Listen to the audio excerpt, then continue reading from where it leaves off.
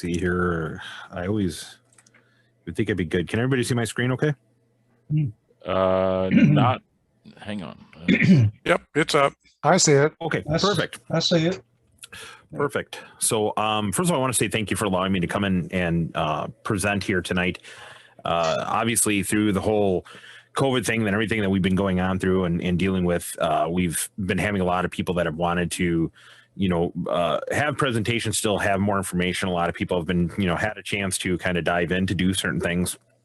And it's nice that we could still get out from the Yaesu side of things and still present, talk to clubs and stuff like that. We do a lot, try to do a lot on social media and try to do a lot of direct customer support is kind of what my role has morphed into, where before, I'd be running around doing different shows and doing other things like that, where now it's for the most part answering, helping technical support, those kind of things. But it's always nice to kind of get back into presentation because I like teaching. I came from public safety, so just a little bit about myself.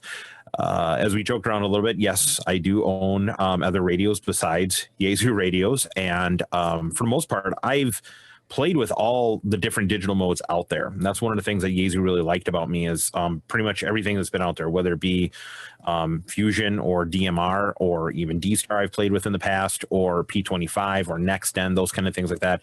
I've been involved with it somehow, whether it be amateur, public safety, business, those kind of things like that on there. And, tonight we're going to discuss a little bit about Fusion, about Wires X on there, just to kind of answer some of the questions, some of the confusion that actually sometimes comes about with what Wires X can do, or what actually Wires X, or even Fusion for that matter, is really capable of on there. So I guess, a quick little history. People have always asked, when did Fusion start? Not necessarily Wires X, because that's kind of one of the biggest myths about Fusion is that Wires X is part of Fusion. It's actually not. It's actually a means of communication. I don't even say conduit, maybe sake for a better term, that takes place within Fusion. And we'll kind of go over that in a little bit. But actually, Yaesu System Fusion started actually back in 2013. It really came to fruition as an idea and development actually even prior to that, back in 2010. But as most of you are aware of, Yaesu at a time had, we had actually 4 divisions in the whole scheme of Yaesu and Vertex and Standard Horizon. So we had the amateur division, which was Yaesu. We had the land mobile radio public safety division, which was Vertex at that time. We had Horizon, Standard Horizon, which was kind of sort of like the Marine division. And then we had Yaesu, the aviation division. Well, Motorola went along and purchased out technically Yaesu back in 2010. And Yaesu then in 2012 kind of bought ourselves back, for sake of a better term. However, when we bought ourselves back, we left the Vertex line of radios and products with Motorola. They wanted that. That's what they wanted. So we brought back amateur, we brought back marine, and we brought back aviation. Well, obviously what happened was with Vertex going ahead Motorola buying us all out at that time, Fusion kind of got put on hold. So when we kind of bought back ourselves in 2012, we then said, hey, let's come up with a digital voice technology that kind of met 3 core principles. And the first principle was being high quality digital voice. The second core principle was ease of usage. And the third was being versatile and flexible in the nature of operation. There's a lot of digital modes that are out there, hands down. Okay. You have, like I said, you have Fusion, you have DMR, you have D-Star, you have P25, you have Next Gen. They are all different digital voice modes. Some are created for amateur, some are created actually for business, public safety usage. The biggest thing about it is that everyone is going to go and come up with their own set of features. So every digital mode that's out there is going to serve a specific purpose. It's not going to be one digital mode that's going to rule them all. I give the example. People said, well, why isn't there one digital voice mode? Well, why is there not one digital data set for HF? Why isn't there? Why don't we all just use RTTY? Well, because people want to do other things with it. Okay, right. So FT8 is different than RTTY, which is different than PACTOR, which is different than AMTOR, which is different than, PSK and all those things, because they all operate and do something different that the other modes do not. Same thing with digital voice there. I personally now got involved with Fusion because our club back in about 2013, 2014 was at this crossroads. We didn't know what we wanted to do for digital voice. It was becoming popular on many levels, but we took a hard look at analyzation of it. And what we were finding out is that you had this weird mishmash, which is sort of still existent today in some cases for some modes, where you had affordable infrastructure, but you had high cost subscriber equipment. So subscriber meaning mobiles, portables, base stations, whatever. And then the infrastructure, which would be repeater, linking, and stuff like that. So it was kind of an imbalance of the two. So either repeaters and stuff were expensive, the equipment that we would use, the handhelds and the mobiles, were inexpensive, or vice versa.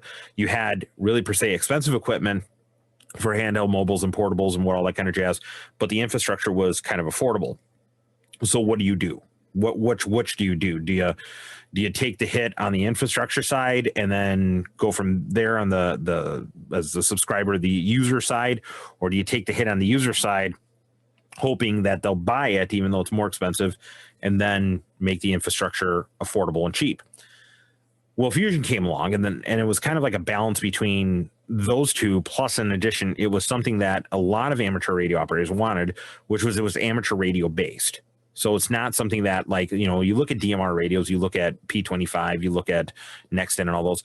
They're commercials that are adapted to the amateur world, and they need a computer. They need a programming cable. They need programming software. There's not a lot of stuff you can do from the radio. While there might be some things you could do, it is somewhat of a laborious process on there.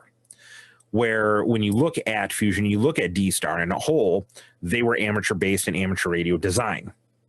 The difference that separated us for Fusion is not only did we want to meet those three core concepts, like I said, high quality digital voice, easy to use, and versatile and flexible, but the one thing that we saw was happening we didn't want to have happen from Yaesu is we didn't want to force customers into a digital mode. Okay. We didn't want people to say, oh, well, hey, I would like to play with this and stuff like that. But then you get set up in the infrastructure where they turn around and they say, okay, tomorrow morning at 8 a.m., we're flipping the switch. Now our whole system is going to go ahead and be digital. And that doesn't work. It doesn't work for amateurs. It didn't work for business. It didn't work for public safety. There's always been a migration path. So why couldn't we in the amateur community have the migration path? And that's where Fusion really came to shine. If you look, our first radios were the FT1 DR DE series, the FTM 400 DR or DE series. It was a way for people to experiment with digital, but if we needed to, they could still use the system for analog operation. And that really helped a lot of people, helped my club in that aspect too, because everybody was like, well, like one person said, well, I can't receive it with my current handheld radio. So if I can't receive the digital, you're like encrypting. Well, no, we're not encrypting. It's not our fault that you don't have a radio that can receive digital. But to make it fair, we had to say, okay, how do we ease the tension? How do we ease these kind of things on there? So as you see from the screen here, these are three screens that were snapshots actually for the manual, but goes ahead and shows the different radios that are out there. The first thing you do if you have a Fusion radio is to turn that on, is you enter your call sign. That's where it comes into that ease of operation on there. High quality digital voice is already part of the protocol. So that's where it comes into the second phase, ease of operation. And part of the ease of operation, pictures of the radios. The FTM 400 is on the left. The FT5 is in the center. The FTM 300 is on the right-hand side. All you have to do with these radios is if you want to talk in digital or if you want to talk in analog, you simply select the mode. You enter your repeater frequency in there. You hit mode to go to digital to talk on a digital. You hit mode to go to FM to talk on an FM. That's it. You don't have to program channels. You don't have to program other functions or things that the other digital modes use on there. All right. So that's why we came into it. Okay, how can it be easy? But then this also taps on to that aspect of flexible and versatile. These are all analog radios. These are all digital radios. They can do both. What they do and how they do it or when they do it is totally based upon you as the end user on there. Now, to show the flexibility of the system, I'm going to show you a couple things. Obviously, the first one here is we see a handheld talking to a handheld. They're talking on simplex. Okay, obviously, boom. Simplex is easy to do. Simplex is easy to use. But once again, good case. You enter the frequency in, you push the mode button to go to digital, and you start talking right away. That's all you need to do. You don't need to do anything else on there. obviously from simplex, the next level is going up to a repeater. So we see the DR2X and the DR1XFR series repeaters. You have one user on the left-hand side. You have one user on the right-hand side. They're communicating through the repeaters to one another. The thing about the repeaters is that the repeaters can function in a multitude of different ways. And what I mean by that is not only in like RF characteristics, but also to in operational characteristics. So all of our repeaters that we have, that we sell, are dual band capable. And what I mean by dual band capable is you can set them up as a VHF repeater, you could set them up as a UHF repeater, or you can set them up as a unidirectional crossband repeater, meaning you receive on UHF, transmit on VHF, or vice versa, receive on VHF, transmit on UHF. All right, so you can set it up in those ways on there, right out of the box, okay? No programming cables, no software, no nothing, right off the front panel there. But even more so now, our repeaters have the ability to transcode through their usage, meaning you can set it up in AMS mode is what we call it, meaning if it receives a digital signal, the repeater will transmit, retransmit it, so repeat it in a digital signal. If you have an analog signal enter, then the analog signal will be transcoded and analog will come out the repeater.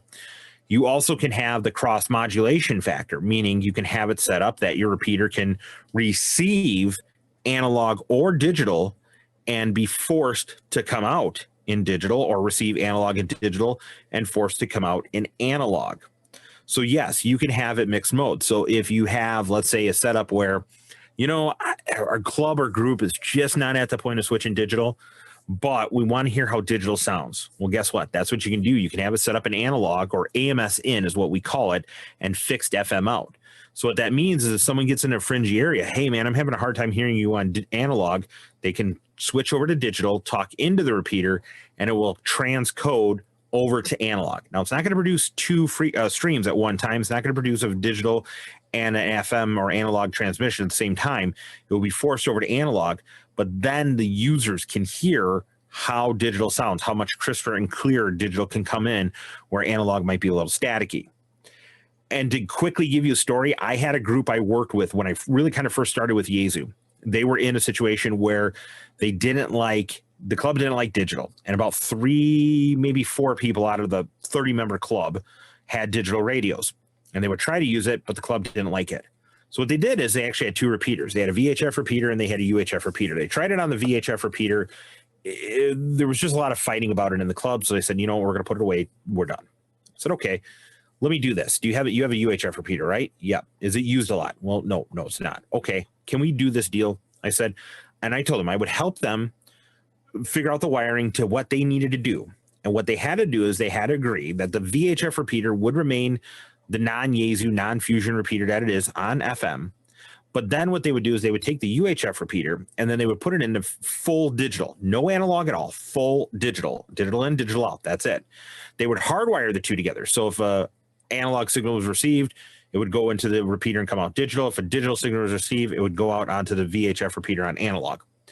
With the UHF antenna, actually, it's been a while since I actually told the story. I want to say it was like almost 30 feet down the tower. Okay, so a distance, but they were high up on the tower nonetheless.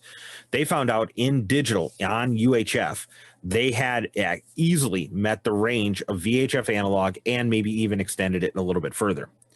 After years of time, I said, give it 1 year. I want to see how it is. And if you still have people that are complaining and you still don't have your 3 to 4, if you don't have more than 3 to 4 members of your group using Fusion, wanting to buy Fusion radios, going ahead and experimenting with the Yaesu System Fusion, I said, then here's what you do is I will go ahead, and I forgot what I was going to give them. But in turn, I said, you have to buy me Dunkin' Donuts, because they were near Dunkin' Donuts.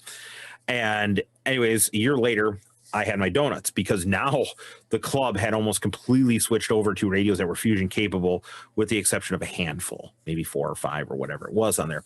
But the point of the matter is that people just saw how Fusion operated and what the flexibility was in there, and that's what kind of drove them to it.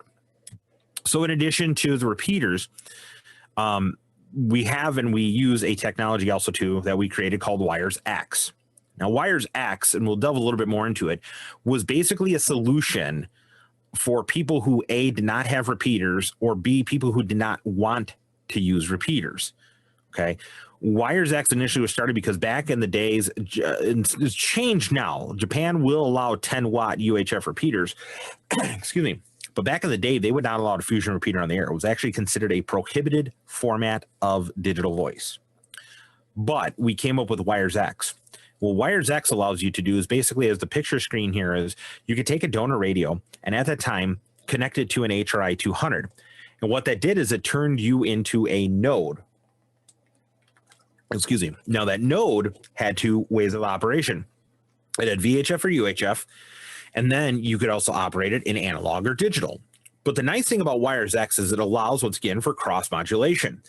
So what they would do is it will allow you to take analog users and cross them over to digital users. So what would happen in that case is that you can come in as an analog user, I could come in as a digital user, and our two nodes would transcode through Wires X, and now I could be able to communicate with you. Sort of kind of like the concept of no ham left behind. Okay. And when that happened, that was really an interesting solution. A lot of people started to do it. They're like, well, wait a minute here. So if I don't have a fusion repeater in my area, because one, we have too many repeaters and I can't get a fusion repeater on the air, or there's just one that doesn't cover me, or whatever the case may be, yes, you could set up a Wires X node and then connect out to all the other Wires X users that are out there. So that was the first option. Well, as time went on, and about 2015, a lot of people started to say, you know what? I want to link my repeaters. I want to link my repeaters in digital too. I don't want to link it in VHF or excuse me, analog. I want it to be digital, whether it be VHF or UHF. So what we did is we actually released a firmware update on, believe it or not, December 25th, Christmas Eve. We released a firmware update that allowed now the HRI 200 to work with the DR1X and DR2X repeaters. So it was actually DR1X back then, but the DR2X is still allowed to do it too. Where instead of going back like this slide here, where you have to have like an FTM 400, FTM 300, if you have an FTM 100 or whatever, you were able to now take and plug that HRI 200 directly into the repeater. And now that repeater would be your radio. So what would happen is that you could talk through the repeater, but then also too is it could branch off and go down Wires X. Now, what really was interesting about this is that not a lot of people were able to do this with other digital modes, in that you could run the repeater in AMS mode, meaning analog in, analog out, digital in, or digital out. But then you selected which format to go down Wires X. So in other words, if you had your repeater set up in AMS, you may have it so only digital users will go down Wires X and analog users will stay local and repeat on the RF portion of the band. This was pretty big and significant because now people were able to link repeaters together using Wires X, and you didn't have to segregate anybody out, or you have to, you could be, that concept of inclusive versus exclusive, that wall was kind of broken, because now if analog users wanted to use a repeater, that's great. They could use a repeater and it was fine and not a problem. You talk locally. But then if you wanted to use Fusion, then you could use Fusion, and then you could also connect out to Wires X and connect to other Fusion nodes or wherever you wanted to go ahead and steer to. So that became a pretty significant portion of how people started to use repeaters. And then that easily cemented the aspects of part number 3 of Fusion, which was flexibility and versatility. Now, as things started to go ahead and continue on and on and on, people started to go and saying, well, wait a minute, I don't have internet at the tower site, or I don't want to put internet at the tower site. Or you're like me in northern Wisconsin, where what is the internet in some places up here? Because it is just non-existent. So what you're also able to do is you're able to take Fusion, which you really can't do with some other digital modes, and you're able to take that concept of that donor radio and that HRI 200, and then you can put an antenna, obviously on the outside or whatever, and then link it via RF to the repeater. So now what you do is you have your repeater in a prime location up on top of a big hill, something like that. You can't get internet up there. If you can, you don't want to pay the cost of it, or you can't, it's slow, or whatever the case may be. Now what you could do is you could take, and maybe at a club member's house, maybe if you're involved in Aries races or whatever the case you may be, if you could transmit a Wires X from a Wires X donor radio is what we call it, into the repeater, you now have in essence enacted Wires X on that repeater, even though there's no physical connection to it. So that's pretty significant too, because once again, there are some modes out there that do not allow for interconnecting or connections to the internet or other repeaters if they're not in digital mode, and let alone you can't feed it over the air like this. It just doesn't happen. So this was a pretty big step and a pretty big ability back in even just 2015 when Fusion was probably only a couple of years in its infancy yet to be able to do this functionality. Since then, we've grown with WiresX, and we've grown with the concept of Fusion. This is why we call it technically System Fusion 2, because we've made revisions, which a lot of them were based upon what you as customers have asked, into the Fusion protocol, into the Fusion concept and idea, which has allowed people to be able to really kind of say, I want to do this with Fusion.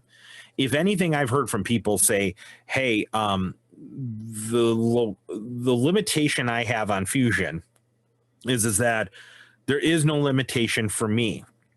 And when someone said that to me once, I said, okay, you gotta, that's very cryptic to me. What do you mean by that? And they said, I can do anything I want with Fusion.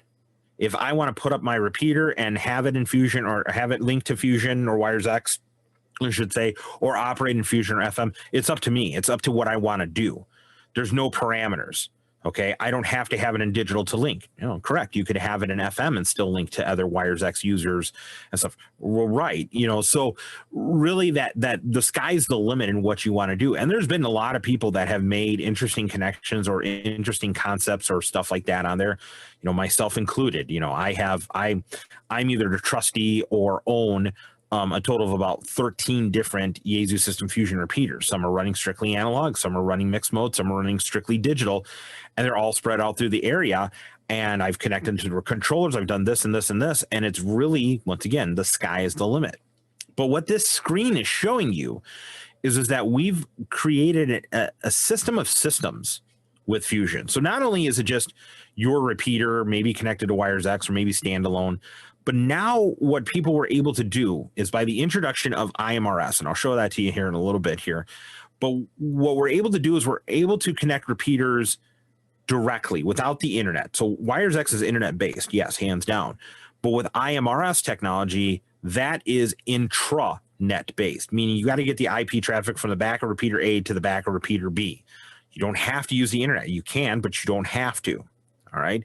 So with this aspect of things, what you're seeing on the screen here is you're seeing, first of all, on the left-hand side, repeater A, B, and C. They are all connected via IMRS, okay, which IMRS is Internet multi-linked repeater system, all righty?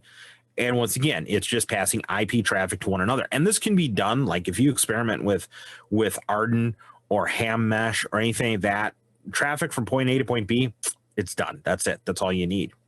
But what now can happen is you can have one WiresX node, okay, the HRI-200 and a radio, or just a radio and PDN. We'll cover all that in a minute. You can have that one node feeding that one repeater, which is linked to all those other repeaters. Now you can take your WiresX node and connect to another room or directly to another node, which is set up, and it's very similar where you have a bunch of repeaters connected to IMRS. So what can happen is that if you see it, we have local repeaters that are connected together and how they want to connect together. Then they connect via WiresX out to another group. And now you have established a consistem of systems of systems. So you have a system or a group, which is make their one system of their repeater system, and then they connect out to another system.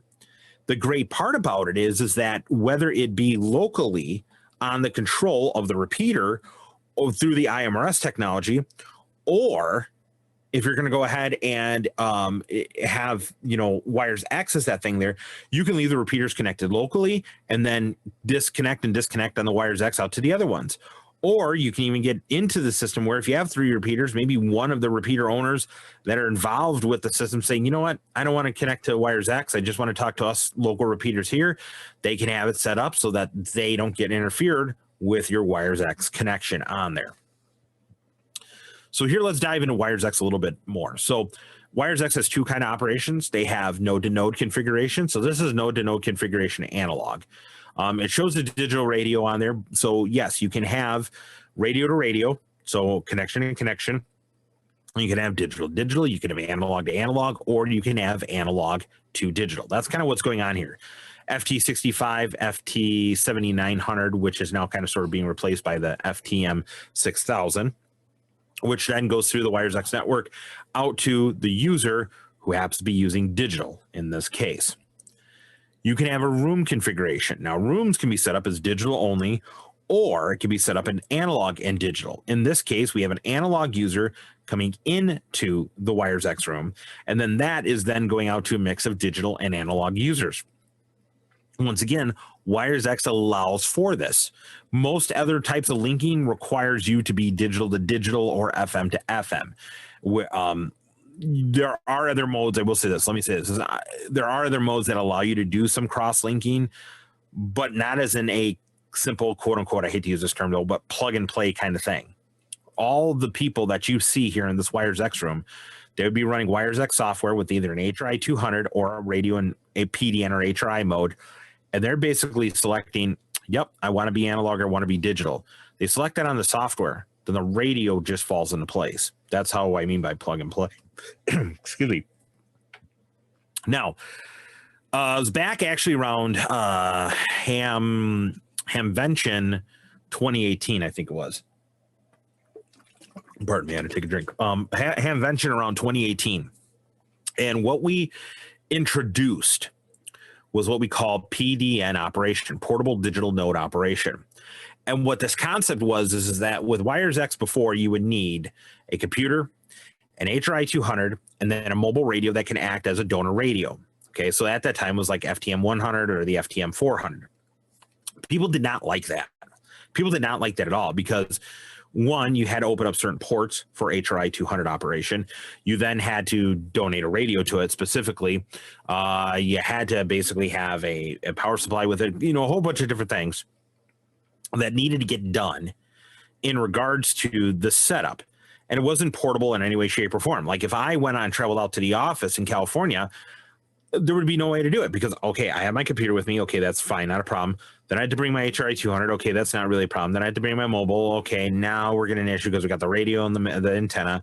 And then I had to get a power supply of some sort. So then it's that. Then I would need to go ahead and the internet I'm using needs to open up some UDP ports, which are not necessarily going to be able to be open through like a hotel and stuff. So it was really non-existent on there. So what PDN operation basically was saying was, guess what? We're going to take a radio and with cables connected to your computer. And in this case, we're going to have what we call a direct mode. And direct mode is going to allow me to take my handheld or mobile radio and use the speaker and microphone of it to talk like a glorified speaker microphone and talk into WiresX. Okay, great. Hen, not a problem. Here we go, right? Not an issue whatsoever. So that was PDN direct mode. A lot of people like that, but a lot of people said, I don't want to be constrained to my computer. I don't want to have to sit at my computer. I want to be able to take my computer, I want to be able to hook it to radio, and I'd be able to want to walk around the house or something like that. So he came up with PDN access point mode. Now, what happened in that case is that now you have that radio connected to the computer. So now you could take, and let's say I'm using my FT5. Alrighty, so I have my FT5 connected to my computer with the cables, and that is actually transmitting RF. Now I come along with another fusion radio of some sort, so FT2, FT70, FT1 if you still have it, whatever, FT3, you could take it and I could talk in fusion to the FT5 in this case, or as you see in the picture here, some other form of digital C4FM transceiver talks via RF to that device, and then that device then sends it down WiresX. But with the PDN access point mode, I can even use the radio still as like a glorified speaker microphone. So realistically, I can be sitting in my shack, going ahead and be like talking on WiresX and everything. But then all of a sudden it's like, oh, the dog's got to go for a walk, or I got to go upstairs, or whatever the case may be. I could take my other fusion radio, turn it on, and now I could walk away from my WiresX node, walk away from the computer, and still be able to talk to it. Now, the one thing about PDN, though, is it is digital only in regards to meaning that you can only connect to other digital nodes or rooms in the WiresX network. So if the room is not digital only, meaning it has analog and digital users in there, it's not going to work. Not going to work whatsoever. But if it is a room that only has digital users, or the other node is only a digital user, then it will work without an issue. So people said, well, you know what? I want to be able to talk to my analog friend on digital. Okay, through Wires X. You told me that's one of the reasons of Fusion. Yep. So we came up with HRI direct mode. Now, with HRI direct mode, very similar to PDN direct mode, but now with HRI direct mode, we can now talk to or connect to rooms that were analog or digital. Once again, we're still using the microphone or the radio of the microphone, kind of like a glorified speaker microphone. But now what happened is using the cables. Now what would happen is it would create a digital and an analog stream into the room. So analog users would hear my analog side and digital users would hear my digital side. Excuse me. Finally, people said, well, I want that same ability that you have with PDN access point. I want that with HRI. So I want to be able to go into a room that's mixed mode, but I want to be able to get up and walk away from my desk. I want to be able to, walk around the house or something like that, or whatever the case may be. So HRI access point mode does operate and function in that manner, but instead of having both modes at one time, local, meaning like the speaker microphone there, you could only use another digital radio to talk via RF on HRI mode. So only on HRI mode on there. Now, a lot of this stuff maybe seem like I'm throwing a quick at you. If you go to the Yaesu.com website and you can go under products in the upper left corner, drop down to digital. Underneath digital, you will see where you can download a lot of these manuals on there. All right, so IMRS. We talked about IMRS a little briefly earlier, but basically it's a little tiny board that fits into the repeater and it allows direct connection of repeaters without the need for the internet for digital voice purposes. So basically, as you see on the picture, there's that little RJ, what is the RJ45? Is that the 8-pin connector? I think it is, or RJ11. I forgot which one it is now. But basically, you plug an Ethernet cable into there, and then you plug it into a switch, and you plug from the switch into the other repeater there. And now you could digitally link repeaters together in true digital voice. IMRS does not handle analog. It only handles digital. If you want to do digital, or if you want to do analog, you have to do some other things that you have to work on a repeater. Not that hard, but it can be done, but it has to be done. IMRS, as you see here, kind of involves groups. So basically, it requires DGID to be used. DGID is sort of like what would be the consideration of a CTCSS tone for digital users. And what that means, just like a CTCSS tone, I could turn a transmit tone on, or I could turn a receive tone on, or I could turn transmit and receive on. And only people using that same CTCSS or DCS tone are going to hear me. DGID is very similar in that if I use a DGID tone, the DGID tone for transmit or receive, or both transmit and receive, will determine if I'm going to hear everybody talking to digital or if I'm only going to hear the people that have the same DGID, as me. And this is sort of what used to be called CTCSS steering. So if anybody's been in the radio game like I was before I came to Yaesu and stuff, a lot of like public safety agencies and businesses used to do that kind of thing where it was CTCSS or DCS tone steering, where based on how the repeater heard the CTCSS or DCS tone dictated if it would stay locally or if it would go out onto a larger network of repeaters on there. So DGID really is like CTCSS tone. Just to kind of show you here, so you can also too set up the repeater to have one DGID for local usage, one DGID to create a one-way link on the repeaters, or another DGID to connect a two-way link between repeaters on there. So really, once again, that old adage of how do I want to link repeaters? There's no really there's kind of parameters on how they're set up, but I can really do how I want to and when I want to and all those kind of features on there. So if I want to connect to 2 local repeaters with IMRS, I could do that. But then if I want to use a different DGID and connect to 20 of them, I could do that too. Once again, nothing, your imagination limits you. Here's a good example of DGID and DPID usage, kind of what we talk about here. So as you see here, we have 4 separate repeaters. Repeater 1, 2, 3, and 4 listed as DGID 1, 2, 3, and 4. Now, you talk on DGID 1, you're only going to go on repeater 1. Talk on 2, you're only going to 2, 3, and 4 is obviously there. But now what ends up happening is when you have the DGID and everything set up in there, what you're now doing is if you use DGID 10, let's say for an example, you would then, if using 10 and you go into repeater 1 or repeater 2, it will link repeater 1 and 2 together. Okay, so you're connecting those two right away.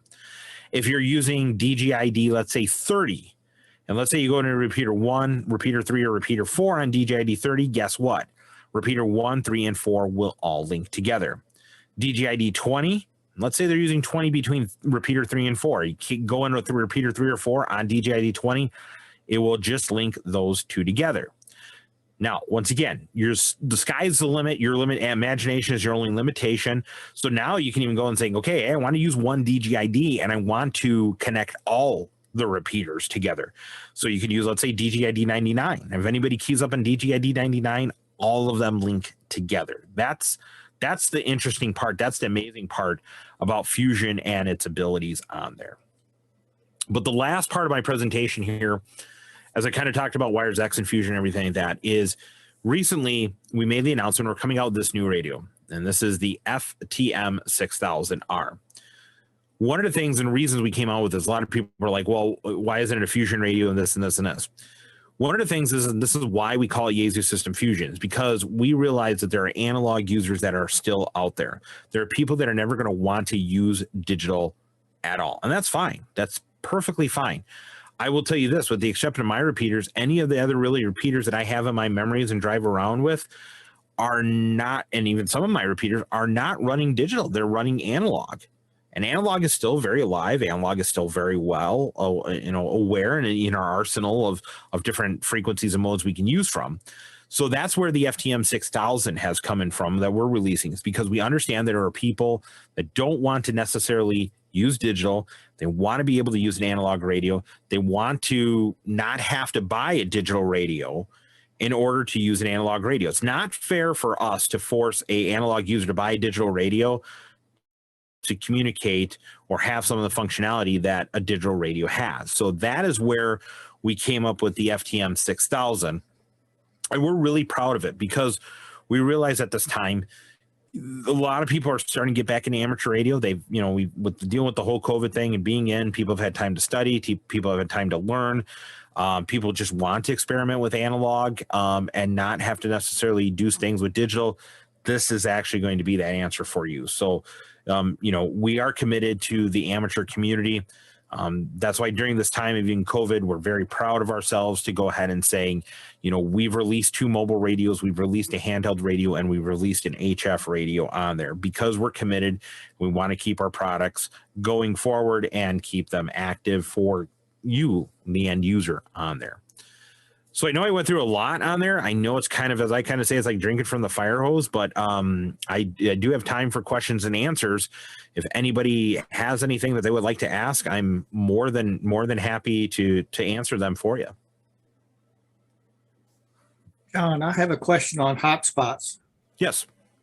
How open is Yaesu with Fusion to use in the hotspots for doing things like cross-linking like a DMR system into Fusion or something like that? I know they've got some boxes that claim to be able to do that, but I don't know if they're authorized by Yaesu to be able to or what have you. Well, this is a good question because this is something I was dealing with today, as a matter of fact, and this always comes up. So first of all, the Fusion protocol is 100% open. It is a 100% open protocol.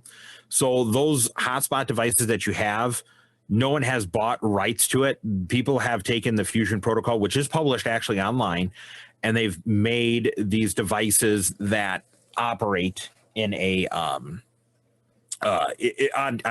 System Fusion.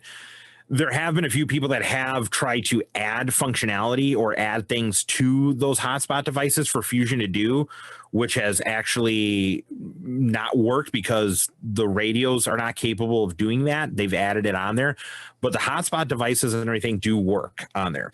What it comes down to is there's a lot of people that are making hotspots. Some hotspots are good, some hotspots are cheap garbage. And the biggest thing is hey, what do the hotspots, how do they operate? Do they have a good radio on there? Do they have those things on there? The cross modulation you talk about on there is something that I've actually done presentations on from when I wear my Aries Races hat on certain things as being the EC. And what it's really kind of come down to in that regards is it's all a limitation of the device. Because when you're using a hotspot, you're coming in via RF on one mode, but then when you go over to the network, you are going down that network path to a different mode. So kind of like saying, you come in maybe on Fusion on the RF side, but then that hotspot device then converts it to, let's say, the DMR protocol, and then sends the DMR protocol down the network. So that limitation of cross modulation is totally up to the end user, or the device, I should say, on there, and how the end user wants to set it up. The only thing that is proprietary is our Wires X network. So yes, we do not allow hotspots on our Wires X network, because our Wires X network was designed to be able to operate with radios that have 50 watts of output power, those kind of things there. So hotspots are totally able to be used. There's no problems or anything. The only thing I strongly suggest and tell people who are using hotspots, you need to set them up correctly. A lot of people think it's a plug and play kind of thing, and it's not. We will get telephone calls, our tech support department, stuff like that, where I even had one person contact me, just hopping up and down, swearing up a storm, cussing up a storm, because he said Fusion sucks, his radio doesn't work and everything like that. And I said, okay, well, what's going on? Let's check it out. And he's like, I program in the frequency, I do this and this and this. And then when I try talking on Fusion, and it's horrible. I can't talk on my hotspot. And I said, okay, wait a minute. What are you saying? He's like, well, my hotspot, I have a hotspot that I use my handheld to talk into. I said, okay, have you tried it on anything else, like an actual true Fusion repeater on Wires X? Oh yeah, they work fine on there, but on my hotspot, the Fusion protocol is horrible. And I was like, okay, that's not the radio, it's the hotspot, and you need to get in and make settings and tweaks on it. And like I said, there's so many hotspots out there right now, ranging from high quality, good production to cheap Chinese ones that we don't test them. We don't test the hotspots because, well, we don't test third-party devices because we don't have enough time or resources to be able to test all third-party devices. So in that case, they work. Just make sure you set them up correctly. Yeah, and I do know that there are definitely quality issues between the various hotspots. And even if it's the exact same hotspot with software and whatever, the configurations may make it so it sounds great on one box, but doesn't sound great on the other. So, it's not really the protocol or the radios. It's just they didn't set it up correctly. Correct, because to add on to that too, so, digital, for those that may not be fully aware of digital, there's no squelch setting, obviously, like there is on FM. What digital goes by is what they call a bit error rate, or BER. Once you hit a point of a high bit error rate, your radio, it basically goes from, if you have a very low bit error rate, you sound like this, like high quality digital voice, no problems, no something. When you start to get into a bit error rate of, I don't know, anywhere from say 1%, you start to have this kind of cutting out, and then it doesn't sound really good. But there's going to become a threshold pretty quick where the most that's going to sound like that. Well, obviously that does no good, right? We can't decode it there. And that threshold is usually anywhere from 2.5 to 3%. And that's actually a standard across a lot of different digital voice protocols, whether that be P25 Fusion, DMR, D-Star. When you get into that 2.5 to 3% range, it really becomes unreadable altogether. And that's where a lot of these hotspots fall into an issue. Is because your radio is transmitting the clearest signal that it can, okay? But then what ends up happening is that once you've kind of started to transmit a clear signal, and I'll stop sharing so people can actually see my face here. When your radio starts to get to the point where you're transmitting clear, but by the time the hotspot's receiving it, it's getting up into that high bit error rate. The hotspot is not filtering it out. The hotspot is just sending it down the path because it knows no better. By then, what's coming out on the other end is getting to that high bit error rate that our Fusion radios are designed to ignore anything greater than a 3% bit error rate. And that's why sometimes you'll have that cutout, or that where you're seeing call signs on the screen, and it looks like there's a signal receiving, but nothing's being decoded because it's too high, if that makes sense. Yeah, definitely. And I agree. A lot of that is configuration. And it could also be that the hotspot's configured correctly. It's just going over a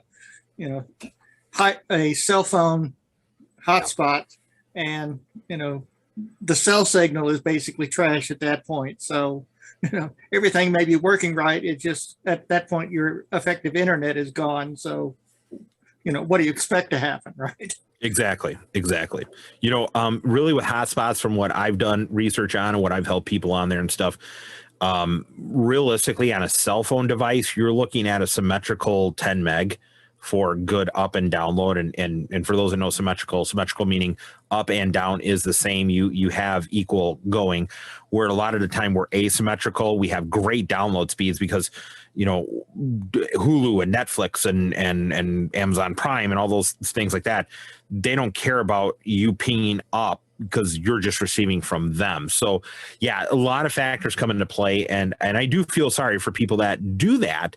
And then they get so frustrated because it's not really anything of theirs, but it's a little more configuration issues.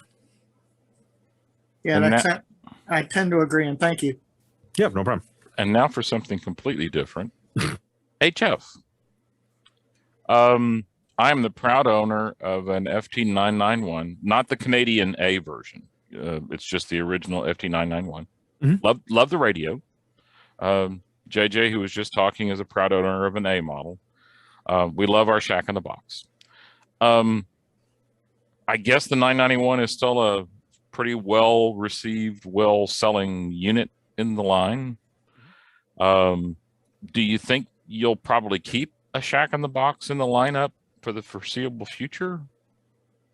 Because I know that Kenwood has bailed on the Shack in the Box idea. No, I think we will, because that right now, the 991 series is the only one that we have out there right now that, like you said, is a Shack in a Box.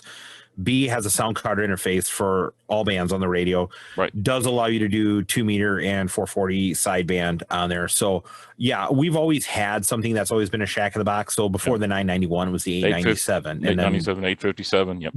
Yep, exactly. We always plan to go ahead and keep that on there. We just, we're going to continue to improve our line on there. I can't really release obviously because of company policy, but I'm just saying we got good things coming. I was telling people for the longest time with the FTDX10, I said, we got good things coming. Oh yeah, I'll believe when I see it. I'm like, we got good things coming. And it was just a bashing on Facebook. And I said, hear me now, believe me later, we got good things coming. A week later, we came out with the FTDX10, and all I simply replied was, I told you guys, told you so, and that's really what it is. But no, we do that. And to be honest with you, with this time of COVID, we've actually seen the 991 have this rebirth of a radio. Yep. And the reason being is because it fits so many different characteristics. It fits VHF, UHF, it fits all mode, it fits fusion. It's capable of doing fusion. It's capable of, the sound card interfaces and stuff like that on there. So I don't see any of that going away anytime soon. If anything, I would say you're going to start to see more of an expansion of other radios that have very similar characteristics. The one feedback I'll give, if there's only one weakness in the product, and this might be something that the community can help with, is the documentation, the manual. There's lots of menus and there's lots of options. Some of the options, there's not like a glossary of what some of that stuff means. So like, let's say there's one setting is called DAKY, D-A-K-Y. There's no definition of what DAKY means. It would be very helpful for folks, especially people like the WSJTX folks and the people that are writing the digital software. It would be very, very helpful to have a more verbose available manual. Maybe not the manual that most people download, but maybe an expanded manual that kind of goes more in depth into some of those menu settings. Just a little bit of a feedback. No, and that's good. And speaking about feedback, what I always tell people is that in those kind of things, that's a good thing to go to our Yaesu.com website, and along the top there, it will say contact us. Submit a contact us form under like just general questions on there, and submit those kind of feedback to us. We do appreciate feedback. We do take feedback. People submit great ideas that we forward on, and they say, yeah, we'll try to incorporate that if we can, those kind of things. There's other times where, you know, we have ridiculous ones like, can you include a panini press like into our radios? No, obviously, but we do give all feedback up to engineering. And it may not seem like, hey, my idea went or anything like that. Nope, we do try to answer. We do get a lot of feedback. We do get a lot of suggestions and stuff like that during the week. So it does become very intensive. That sometimes will even spoil over to my realm of things. But definitely submit it and put your contact information in there too also, because if they have questions or we have questions, in the past we have actually contacted people to expand on it a little bit further maybe. Sure. And I'm sure in some cases it's, you know, some of this is Japanese engineering and there's a little bit of a, you know, not translation, but getting the correct background in English is sometimes subtle. I'll even go one step further. It's a concept of how things are used. Like I said, you know, talking about the repeater, there was no fusion repeaters allowed in Japan for the longest time. We were the repeater market. And the way we use repeaters over there is definitely not the way that they use repeaters over there. Repeaters are more so of a make an initial contact, move off the repeater to a simplex or somewhere else to go. Where us, it's, you know, as like in the US and stuff like that, we're like, no, we're all on the repeater, you know. So wow. there is it's not only a translation, sometimes it's a mindset or concept of how things are used. Okay, great, thank you. Question for you. I know on like the FTM 400 and some others, you know, we had the ability to transmit pictures, but not files. Has anything ever been thought about coming up with a library of some type where we could, you know, be able to send like small files over digital? That has been looked at, and even at 9600 baud with Fusion, the speed and rate of sending a file would just be too long. And I guess another way we looked at it too is that there are so many other different ways that people are sending files on there, or different means of transmission of data modes and stuff like that on there. That's why we've never really, nor have the intent to expand out into the Fusion protocol, the data portion of sending those kind of things on there. It has, like I said, it has been brought up obviously, but it's just 9600 baud at a file, you know, what is it? We calculated out a long time ago, like we're talking like 2017, and to send a simple Excel document would have taken almost like a good minute and a half. And then at that rate, you know, it's like, are there other means that can transmit it faster? Yes. Are there other means that are more established? Yes. Are there other means that are more versatile? Yes. So we weren't going to make another, you know, how do I say, another track of digital that data that already has been created, you know? Yeah, I was just curious, because I know we use WinLink a lot here in Texas for sending documents. And of course, the way they do it here is they tend to have document prototypes. And so you send the document ID that you're going to send, and then the content of the document without sending necessarily a whole form. Right. And they do things like that just because even on WinLink, I mean, sending a PDF document, even a small PDF, you know, you're talking about a pretty good sized document. At a 9600 baud, like you say, it's going to take a minute or two. Exactly. And that's, once again, that's why, you know, WinLink is our greatest example. And then even people are starting to play with Vara. I haven't played with Vara yet or anything like that, but there have been people that have started to say, well, that, you know, they're playing with Vara and stuff, you know, why can't you use digital mode for that? And we're kind of like, you answered it, because there's already another digital mode out there. We felt that. And then, you know, if you take a look at the 400, the 300, all those, they have that data pin connector on the back. So use our radios, that's great, but no sense in us trying to make some sort of technology that everybody else would have to jump onto, where there's already something that's per se open sourced or non-manufacturer, non-branded specific that would work with our radios. Yeah, well, I mean, the data pin is what sort of caused it, because it's like, okay, obviously you'd thought about it, but there's no libraries or anything out here for us to play with to be able to hook up to the radio to experiment with it. Yep. And really, realistically, I mean, we give you the data pins out on there. Really, the pins 1 through 6 match the data ports on a packet connector on there. We just happen to have those 4 other pins on there, pin 7 through 10, because of the digital protocol set and everything that on there. So if you really take a look, you can connect that radio, the 300, the 100, the 400. Well, the FTM 6000 will have that 10 pin on there too. You can kind of really connect, anything you want into there, which would take a normal data pin. But again, no reason to, how do I say, get in there and try to create our own protocol. Yeah, well, it wasn't so much a protocol as it was just, how do you talk to the radio on the data pin? Mm-hmm. And then in that case, it would just be the standard, there's the standard, packet. There's a standard PTT on there, the packet data pin on there, which is going to be your core sense, your mic in, your mic out, or speaker out, I should say, and stuff.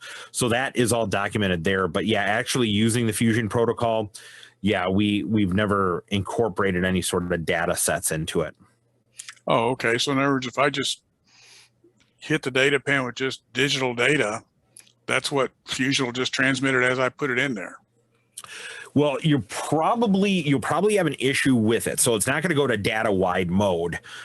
People have tried putting data and then having it go into the Fusion protocol, and then the conversion is what the issue comes out to be.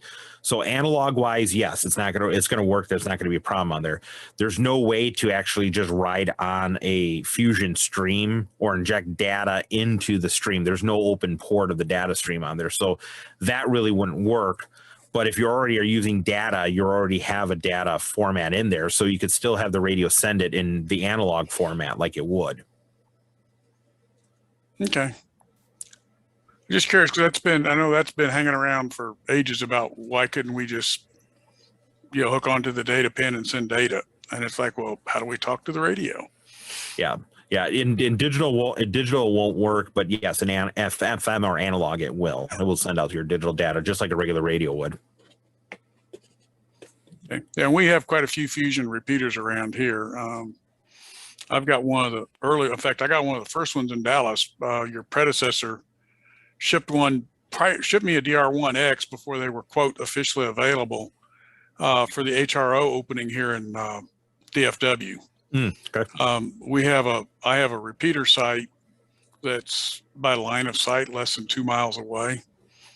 And so we were able to get the repeater on so they could use it, so they could demonstrate Fusion during the HRO opening. Since then, we've upgraded it to a DR2X, and it's been a very stable repeater. And I think we've got, Dave, correct me if I'm wrong, we're up to like 4 or 5 different Fusion repeaters here in the club. We've got the 2 we took off the tower. Jerry has one. I have one. I've lost count. You've got the 2 in Plano that are in yeah, we got the 2 in Plano, phase. the 1 at the hospital, yours over at the EOC, mine down at UTD. So there's at least those. And then there's one in Andy and I's mobile command center. Okay. There's one there. And then I know like the Colony and several others around there have put in DR2s or, Fusion repeaters as well. Gotcha. There's quite a few of them around here for us to play with. I think someone told me the Big Dallas Club even has a Fusion repeater on one of their repeaters, although I think it's AMS on input, but FM on output, but they even have that on one of their, the Big Dallas Club has one. Yeah, I know Texas has been pretty big about Fusion growth, hands down. I know like the Texas Nexus room that a lot of people, how they have it kind of set up, kind of coverage down there, kind of for what you guys have. Dallas, I know, has one. Where did they was that the Belton Hamfest they just had recently? Right. Yeah, I know there was a group out there that was really promoting Fusion and stuff like that out there. So it's interesting how time to time we see these little pockets kind of pop up with Fusion. And it's always been interesting because obviously now it's really difficult to do that. But when we started to see this change and stuff like that, we've always kind of been interested to like go down there and find out, well, what happened? What changed? Is it just, hey, we're more interested in Fusion now? Or has it been more of like, we're tired of other modes. We're tired. We want to do something this or this or this. It's always interesting. But one thing we do see on there, it's kind of like almost a stable kind of thing. We've seen a lot of, and I've talked to a lot of different clubs that have been like, yeah, we were this mode or doing this and this and this, and we went to Fusion for a little bit, and well, now we're playing with this mode. And I said, oh, did you guys get rid of Fusion? Just out of curiosity. He's like, oh no, it's still there, but we just really kind of want to play with this mode too. And I was like, oh, interesting. Yeah, most of these were repeater upgrades. We were replacing older existing equipment and took advantage of your repeater upgrade program. Yep. I know the repeater at UTD, which I manage, was one of the ones I manage. We've actually got a Wires X room on it. So it's similar to what the demo you gave or the slide you had earlier. It's when you're on FM, it's an FM repeater.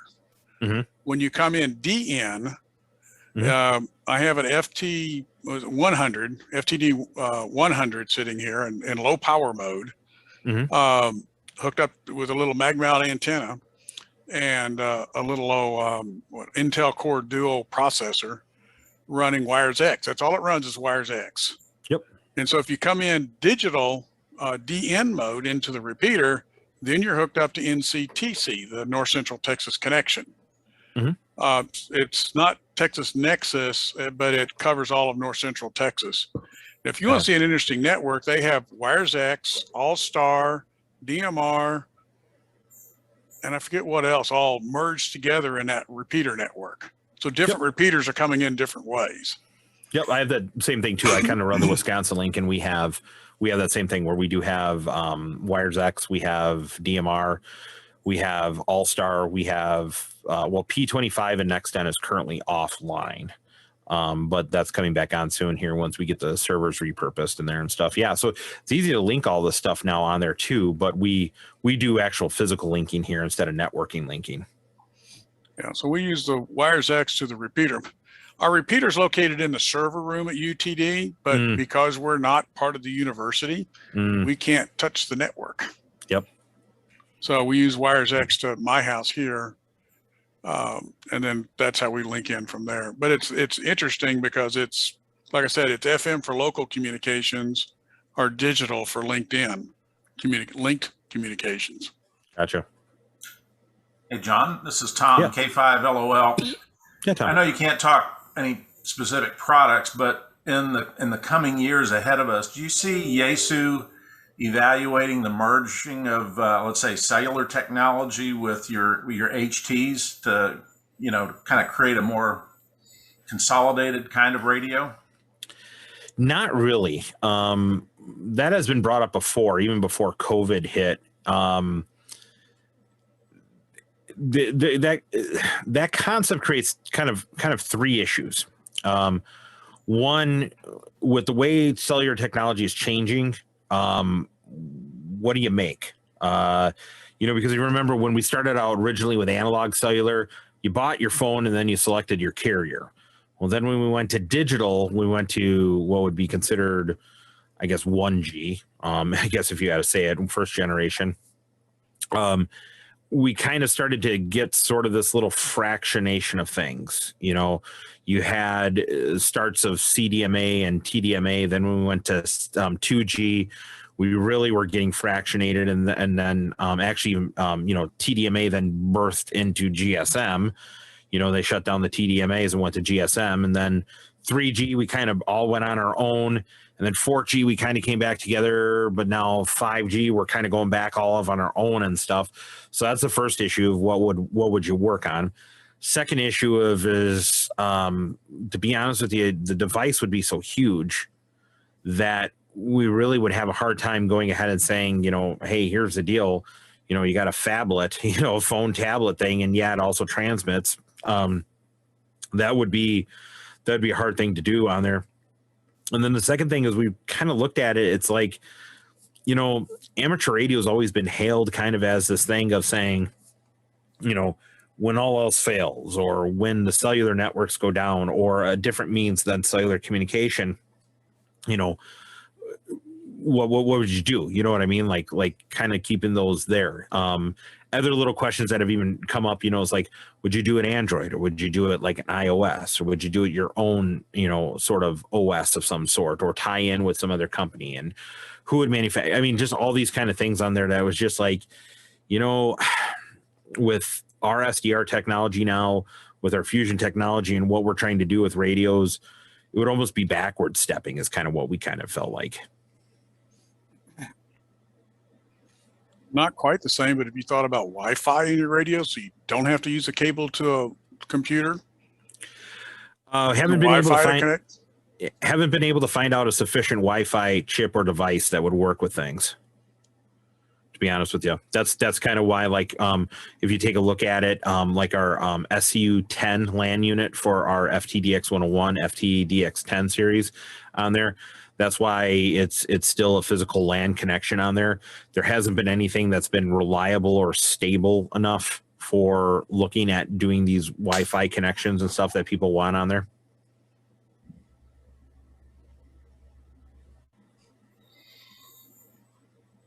Hey, John, I got a quick question as a KI5X.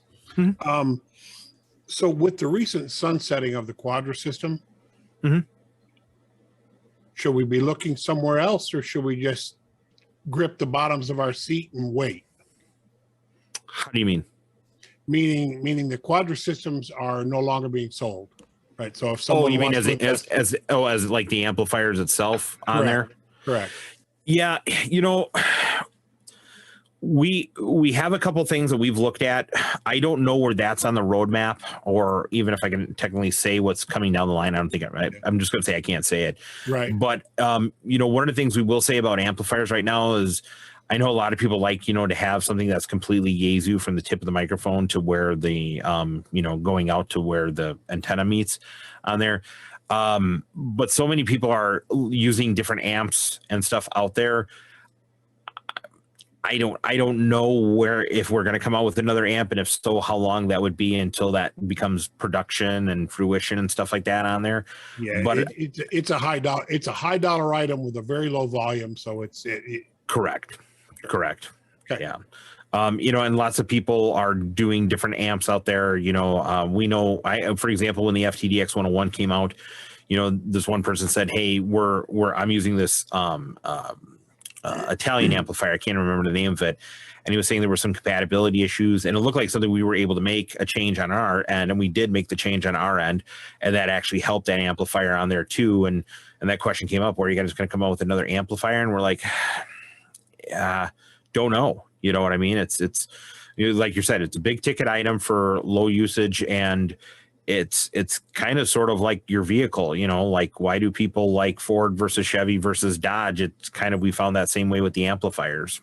Yeah, I've got a VL1000 that's got an issue in the auto tuner section. It's just flaky at times, and just trying to debate whether it's worth packing it up and shipping it off to you guys, or looking at something else. Yeah, and depending on how old it is and stuff, we do have people that still specifically, which is really nice. We have people at the office in Cypress that are specifically designed to do that. Like, for an example, the FTDX 5000. We have one tech who is very well versed on it. Anytime a 5000 comes in, or I think he did 9000s also too. When they came in, he was the one that took care of it. He was the one that only he dealt with that, because he was our expert inside there. So I would say give our office a call and ask, and they'll be very honest with you. That's a nice part about our tech department. They'll be very honest with you and saying, this is what it could be. It's up to you, but it may not be repairable, or it may be repairable. Who knows? Yeah, there's a lot of guys that do work on them that are non-Yaesu. Yep. Nobody wants to touch the auto tuner section. They'll touch just about anything else, but for whatever reason, nobody wants to touch the auto tuner section. So I'll reach out tomorrow. Okay, cool. Thanks, John. Yeah, no problem. Any other questions?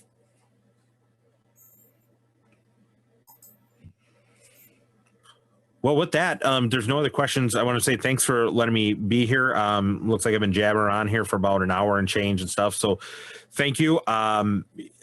Feel free to, obviously our Yaesu.com website. Also our YouTube channel, Yaesu USA Official. And I have to do our shameless plugs, as I always jokingly call it. We do have our own podcast called Yaesu, the Radio Show. It is on SoundCloud, and also you can see it or download it via Stitcher, Google Podcast, and Apple iTunes Podcast on there. We talk about different Yaesu products and things on there. We do try to release a podcast once a week on there. And then we also do have what we call our Yaesu Education System Network, or YES Network, where we do try to each month do a actual classroom, virtual classroom setting on dealing with the Yaesu product, whether it be talking about Fusion. We do have some analog stuff that's coming up here, setting up your repeater, a bunch of different things on there. We can kind of come into the class and do a little bit of hands-on. That can always be found on our systemfusion.yaesu.com website. So our main website, yaesu.com. Our System Fusion website is systemfusion.yaesu.com, or once again, we're on a bunch of different social media platforms on there. So no more questions or anything like that. Thank you very much, and I'll turn it back over to who's ever going to be net control, I guess. Okay. Thanks again, John. Really appreciate it. Yeah, thank you, John. No problem. Very informative. Thank you, John. Right. Let me